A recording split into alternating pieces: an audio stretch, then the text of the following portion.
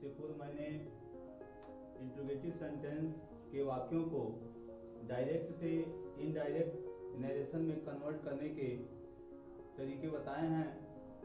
आज की वीडियो में हम इंपरेटिव सेंटेंस यानी असर्टिव इंट्रोगेटिव का हो चुका है। इनडायरेक्ट नरेशन बनाने का तरीका आपको बता दिया गया है। आज मैं इंपरेटिव सेंटेंस से संबंधित वाक्यों का इनडायरेक्ट नरेशन बनाने का रूल्स मैं बताऊंगा। सबसे पहले हमें यह जानना है कि इंपरेटिव सेंटेंस हम किसे कहते हैं। इंपरेटिव सेंटेंस में मुख्य रूप से 3 चीजों के विषय में चर्चाएं होती हैं, यानी ऐसे वाक्य जो 3 चीजों के विषय में अपने भाव को व्यक्त करते हो उसे हम इंपरेटिव सेंटेंस कहते हैं। वो 3 चीजें क्या हैं? तो उसमें रिक्वेस्ट के भाव प्रकट होंगे, यानी प्रार्थना के भाव प्रकट होंगे, ऑर्डर के भाव प्रकट होंगे, आदेश के भाव प्रकट होंगे और एडवाइस, क्योंकि इसके फॉर्म हम बना के लिखते हैं, यहाँ पे हम लिख दे रहे हैं रिक्वेस्ट, ऑर्डर और एडवाइस यानी प्रार्थना, आदेश और सलाह।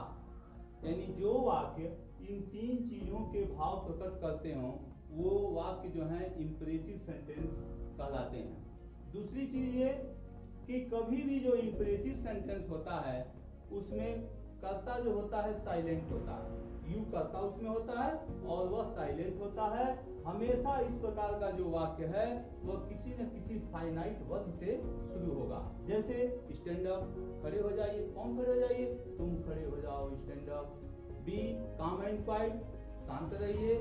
B silent, don't do it much. तमाम तरह के वाक्य हैं जिसमें यू जो होता है वो साइलेंट होता है। जैसा कि आप उदाहरण में देख भी रहे हैं, यहाँ पे लिखा गया है stand up in the class, कक्षा में खड़े हो जाएं, यानी तुम कक्षा में खड़े हो जाओ। ये एक जो है आदेशात्मक वाक्य है। यहाँ पे देखिए लिखा है give me your book please, ये जो है प्रार्थना पूर्ण वाक्य है। यहाँ लिखा गया है B calm and have patience, यानी शांत रहिए और धैर्य रखिए। यह एक जो है सलाह वाली बात है या किसी से यह बात कही जा रही है। यहाँ लिखा है राजू डोंट डिस्टर्ब मी, तो ये जो है मुझे परेशान न करें। तो यहाँ जो सेंटेंस है वो डिस्टर्ब से, यहाँ काम से, यहाँ पे गिव से, ये स्टैंड अप से, यानी किसी न किसी फाइनाइट वर्ब से सारे वाक्य शुरू होते हैं।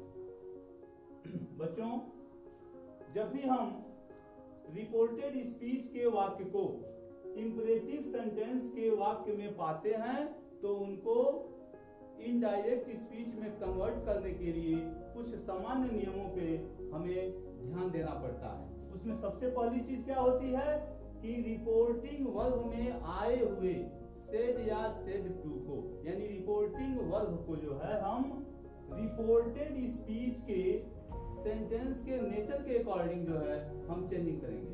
हम देखेंगे कि रिपोर्टेड स्पीच का जो वाक्य है उसका नेचर क्या है, उसका स्वरूप क्या है। वो आदेशात्मक वाक्य है, वो रिक्वेस्ट वाला वाक्य है, वो सलाह वाला वाक्य है, वो प्रार्थना वाला वाक्य है। यानी जिस तरह के भाव रिपोर्टेड स्पीच का वाक्य दे रहा है उसी तरह के भाव में हम रिपोर्टिंग वर्ब को बदलेंगे। सबसे पहला चेंजिंग, यानी यहाँ देखिए लिखा है the teacher said to the students, अध्यापक जो है बच्चों से कहे।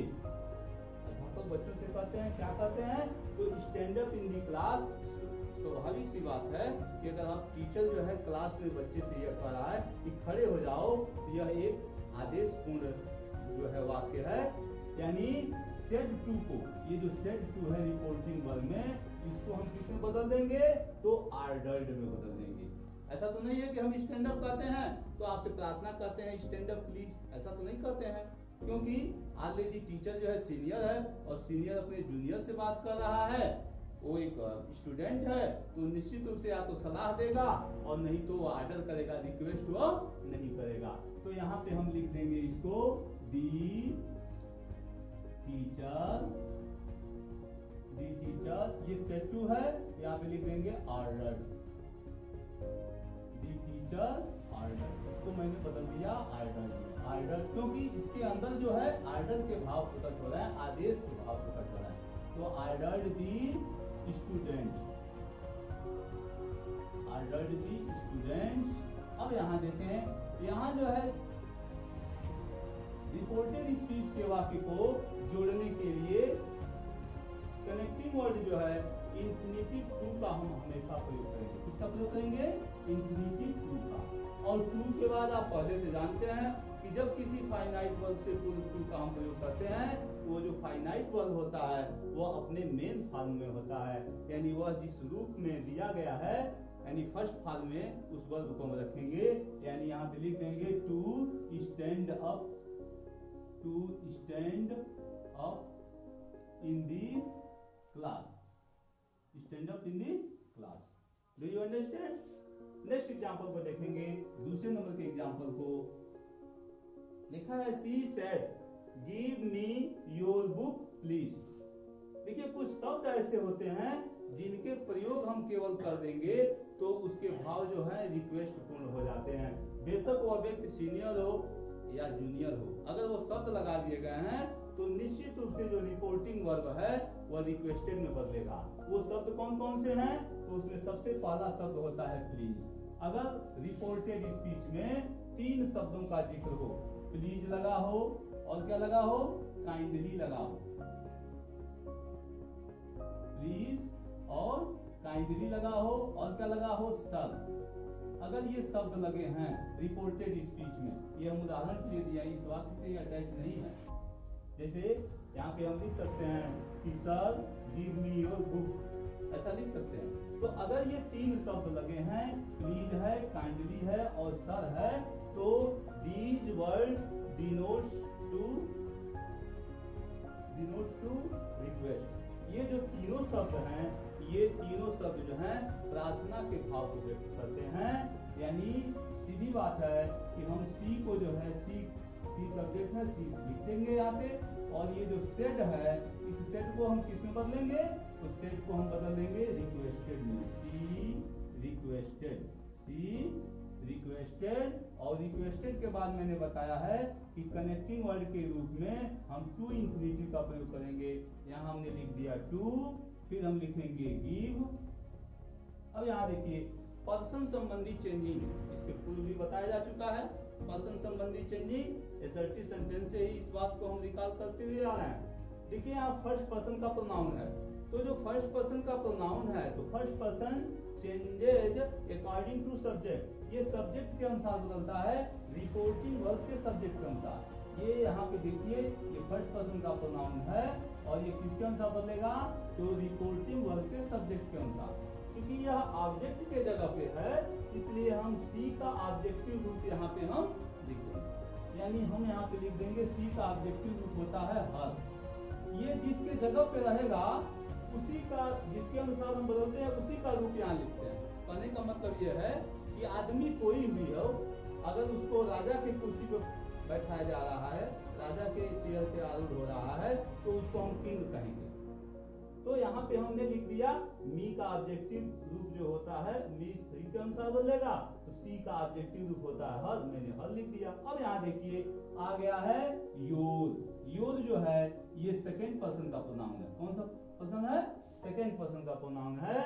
और सेकेंड पर्सन जो होता है वो अकॉर्डिंग टू ऑब्जेक्ट के अनुसार इसका चेंजिंग होता है, कर्म के अनुसार। अब यहाँ सोचने वाली बात है कि इसमें कर्म दिया नहीं गया है, ऑब्जेक्ट नहीं दिया गया है। तो पहले भी बताया गया है कि जब भी रिपोर्टिंग वर्ब में ऑब्जेक्ट की एब्सेंटी हो, अनुपस्थिति हो, तो हम वहां पे फर्स्ट पर्सन या थर्ड पर्सन के प्रोनाउन को मान लेते हैं, उसको हम यहाँ लिखते नहीं है।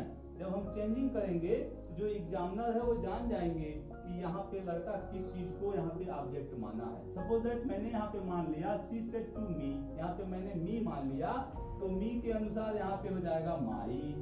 क्या जाएगा? माई। सपोज दैट हम मी न मान करके यहाँ पे हिम मान लिए हैं, तो यहाँ पे क्या हो जाएगा? यहाँ पे हो जाएगा हिज। यहाँ पे क्या हो जाएगा? हिज। समझ में आ रहा है? यहाँ पे जो हम ऑब्जेक्ट मानेंगे उसके अनुसार यहाँ पे हम चेंजिंग को लिख देंगे, यहाँ उसका वर्णन हम नहीं करेंगे। सी रिक्वेस्टेड हिम यहाँ नहीं लिखेंगे, हम वाक्य को आगे बढ़ा देंगे। सी रिक्वेस्टेड टू गिव हर, अब जैसा हम ऑब्जेक्ट मानेंगे उस हिसाब से मैंने यहाँ पे मी मान लिया है, इसलिए हम यहाँ पे माई लिख देंगे, ये समझाने के लिए लिखे हैं। तो यहाँ पे माई, यहाँ पे लिख देंगे बुक। अब यहाँ पे फुल स्टॉप लगा देंगे। नेक्स्ट वाक्य को देखें, लिखा गया है सोक्रेटिस सेड। सुकरात का नाम आप लोगों ने सुना है। जब उसको जो है विष का प्याला दिया जा रहा था तो अपने अनुयायियों को, यानी एक बहुत बड़े जनसमूह को जो है वह एक संदेश दे रहा था। तो यहाँ पे उसको हम एडवाइस करेंगे, वो सलाह दे रहा था कि किसी व्यक्ति को अगर मरना है तो उसको शांति में मरने दिया जाए। तो ये एक एडवाइस है, उसको हम सेड भी लिख सकते हैं।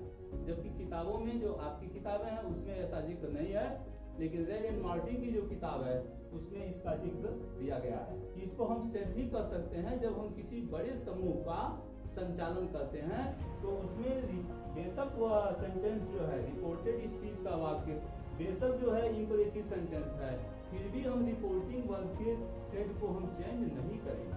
तो हम इसको दो तरीके से बनाएंगे। पहला तरीका जो आपके सिलेबस के अनुसार है वह यूं बनेगा कि सोक्रेटिस सेड है, तो हम इसको अगर इसके अनुसार बदलते हैं, भाव के अनुसार, ये हो जाएगा एडवाइज, ADVISD, एडवाइज्ड। अब यहाँ पे क्या लिखेंगे, advised to be calm and have patience, ऐसा हम लिख देंगे, हैव पेशेंस। दूसरा इसका तरीका क्या है, अगर हम इसको सेड के रूप में बनाते हैं तो लिखेंगे सोक्रेटिस सेड। अब सोक्रेटिस, इसको अगर हम चेंज नहीं कर रहे हैं तब क्या बनाएंगे, सोक्रेटिस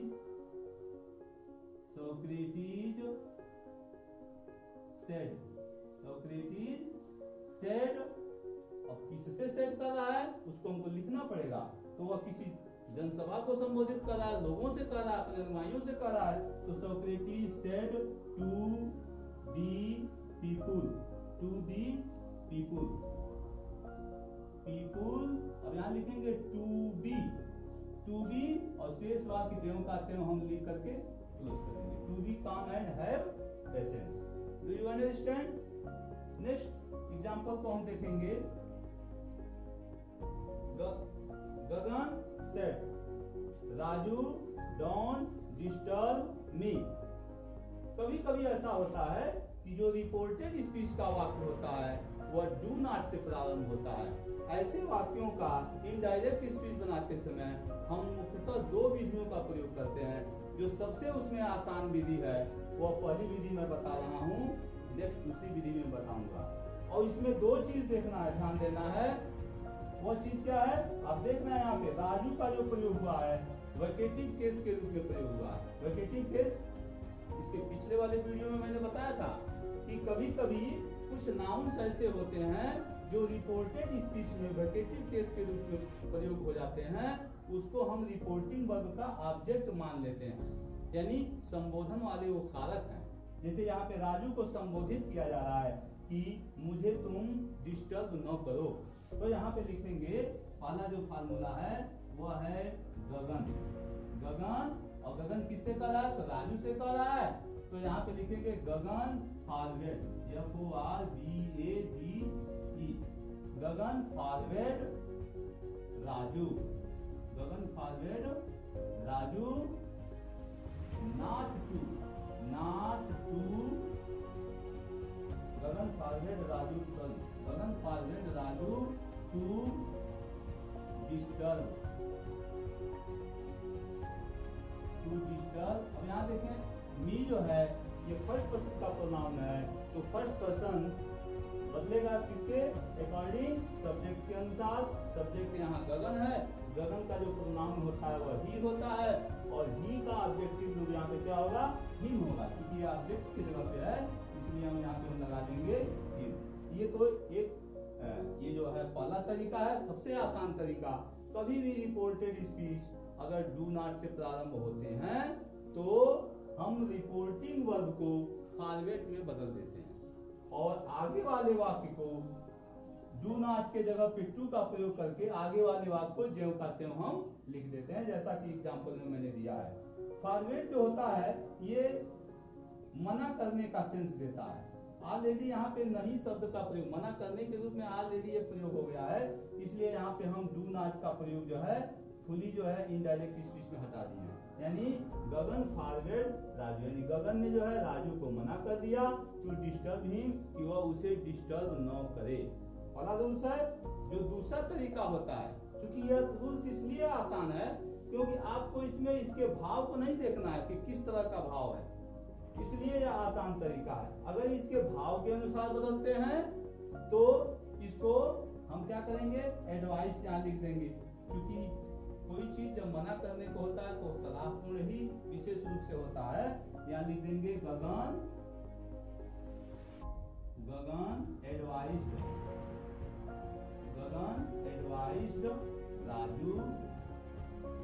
राजू। अब जब हम एडवाइस में करते हैं तो नॉट के बाद टू का प्रयोग करते हैं, तब इसमें नॉट लगाएंगे हम, नॉट टू डिस्टर्ब, और यहाँ पे लिख देंगे हम हिम। यानी Gagan advised Raju not to disturb him.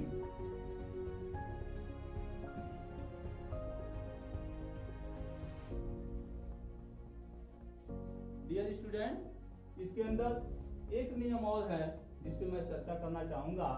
कभी कभी ऐसा होता है कि रिपोर्टेड स्पीच के वाक्य में नेवर का प्रयोग होता है। Never waste your time, never waste your time, ऐसा सेंटेंस आ जाएगा, नेवर वेस्ट योर टाइम। ये इंपरेटिव सेंटेंस है और इसमें नेवर का प्रयोग हुआ है, ये भी नकारात्मक सेंस दे रहा है। लेकिन ऐसे वाक्यों का जो हम इनडायरेक्ट स्पीच बनाते हैं तो उसमें हम कभी भी फॉरवर्ड का प्रयोग नहीं करते हैं, इसका आप ध्यान रखेंगे। जैसे सपोज दैट यहाँ पे लिख दिया गया दी टीचर सेड कामा और डबल इन्वर्टेड कामा में नेवर वेस्ट योर टाइम, अपने समय को कभी बर्बाद न करें। तो अध्यापक के द्वारा बच्चों के संदर्भ में या किसी के संदर्भ में ऐसी कही हुई बात जो है हमेशा सलाहपूर्ण होगी। और ऐसे वाक्यों का हम इनडायरेक्ट नरेशन यूं बनाएंगे, दी टीचर, इस सेट टू को हम हमेशा किसमें बदलेंगे, एडवाइस्ड में, ADVISED, एडवाइस्ड, हमेशा इसको किसे बदलेंगे, एडवाइस्ड में, क्योंकि यह नेवर है ऑलरेडी। तो दी टीचर एडवाइस्ड, अब यहाँ पे लिखेंगे never to waste, never to waste. अब यहाँ देखें सेकंड पर्सन का प्रोनाउन है, योर जो है सेकंड पर्सन का प्रोनाउन है, और सेकंड पर्सन का जो प्रोनाउन है वह अकॉर्डिंग टू ऑब्जेक्ट के अनुसार इसकी चेंजिंग होती है। क्योंकि ऑब्जेक्ट जो है यहाँ पे साइलेंट है, नहीं लिखा गया है, तो हम यहाँ पे फर्स्ट पर्सन या थर्ड पर्सन का प्रोनाउन कोई मान लेंगे। सपोज दैट यहाँ पे दी स्टूडेंट हिम मान लिया जाए, तो हिम के अनुसार यहाँ पे क्या आ जाएगा, his time, his time, his time. ये आपका जो है आज हमने इंपरेटिव सेंटेंस से संबंधित कुछ जनरल नियम बता दिए हैं। कल हम लेट से संबंधित वाक्यों का डायरेक्ट से इनडायरेक्ट स्पीच में कन्वर्ट करने का तरीका बताएंगे। आप एक्सरसाइज अपने बुक से करेंगे। Thank you very much for watching this video.